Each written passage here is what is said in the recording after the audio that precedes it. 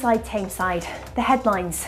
Doves released at memorial match for Dom, MP backs orbital tram plan and Ashton Cancer Centre a first for the North West.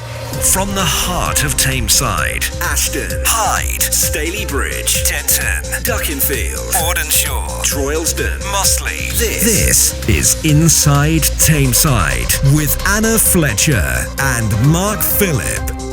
The Tour of Tameside made an historic return at the weekend with around 1,000 runners stepping up for the challenge.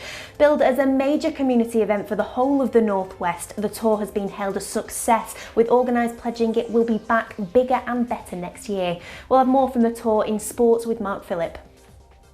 Hundreds of people supported a charity football match on Father's Day held in memory of tragic Denton stabbing victim Dominic Doyle.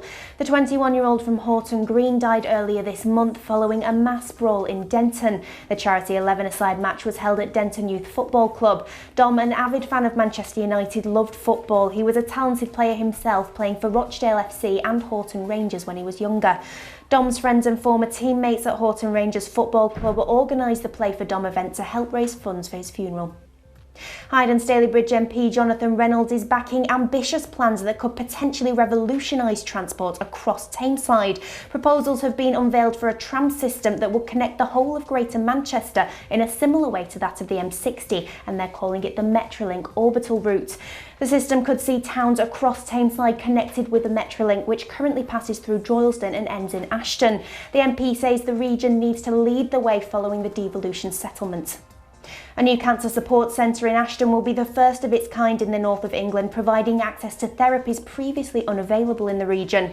The Lavender Ribbon Cancer Support Centre has opened on Market Street and aims to improve patients' quality of life, aid their recovery and help prevent recurrence of the disease. It was founded in 2014 by two cancer patients, Zoe Brannigan and Ian Wilson, who sadly passed away last year. Housing apprentices and young people have been showcasing their skills at Housing 2015 in Manchester this week. Apprentices from the New Charter Group, which owns homes across Greater Manchester and Nottingham, were joined by school children from Silver Springs, Bordeaux Primary and New Charter Academy as special guests at this year's Chartered Institute of Housing Conference and Exhibition. And finally, Tameside Hospital is trialling a monthly open-air food market. It means patients, staff and visitors to the hospital will be able to benefit from the sale of locally grown produce. The market is thanks to a unique partnership with Tameside Council. The idea is to provide a service that encourages people to eat better whilst also supporting their local producers. Now over to Mark Phillip for your latest sporting news. After an absence of more than a decade, the Tour of Tameside returned with a vengeance last weekend. Having once been a permanent fixture in the calendar, the Tour came to a sudden end despite years of global fame.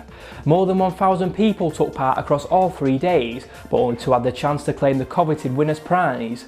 Mohamed Abu Raziq was crowned the men's Tour winner, while Kirsty Longley of Liverpool Pembroke claimed the ladies' Tour trophy. A full list of results can be found in this week's edition of the Tameside Reporter and Glossop Chronicle. Elsewhere, Westall pupils were given a cricketing masterclass on Tuesday afternoon by England international Kate Cross.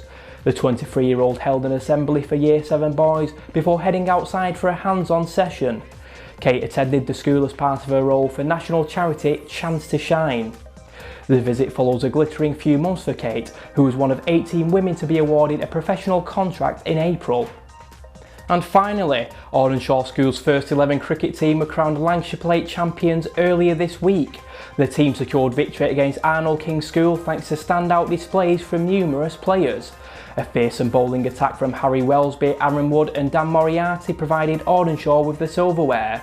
The under-12 side is set to face Ormskirk in the quarter-final stage of the same competition. As always, you can read all these stories and more in this week's Tameside Reporter and Glossop Chronicle.